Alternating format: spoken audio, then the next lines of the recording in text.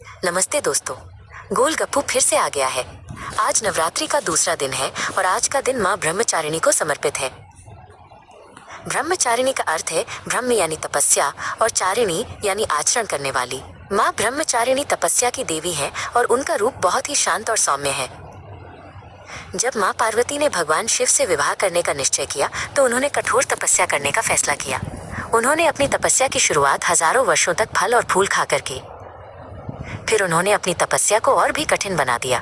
उन्होंने हजारों वर्षों तक केवल बेलपत्र और पानी पर ही जीवन बिताया। उनकी तपस्या इतनी कठोर थी कि देवता भी हैरान रह गए। आखिर में उन्होंने बेलपत्र खाना भी छोड़ दिया। इस वजह से उनका नाम अपर्णा भी पड़ा, जिसका अर्थ है पत्ते भी नहीं खाने वाली। उनकी तपस्या से तीनों लोग कांप उठे। उनकी तपस्या से प्रसन्न होकर भगवान शिव उनके सामने प्रकट हुए। उन्होंने माँ ब्रह्मचारिणी की तपस्या और भक्ति की बहुत प्रशंसा की।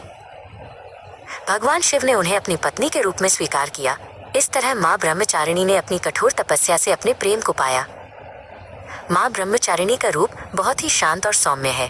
उनके एक हाथ में जप की माला और दूसरे हाथ में कमंडल होता है। वो सादगी और तपस्या का प्रतीक है।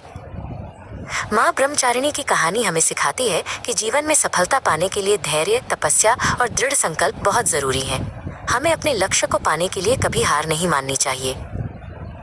नवरात्रि के दूसरे दिन माँ ब्रह्मचारिणी की पूजा की जाती है।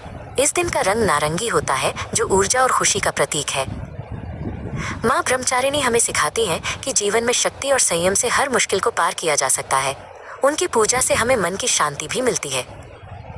तो दोस्तों, आज के लिए बस इतना ही।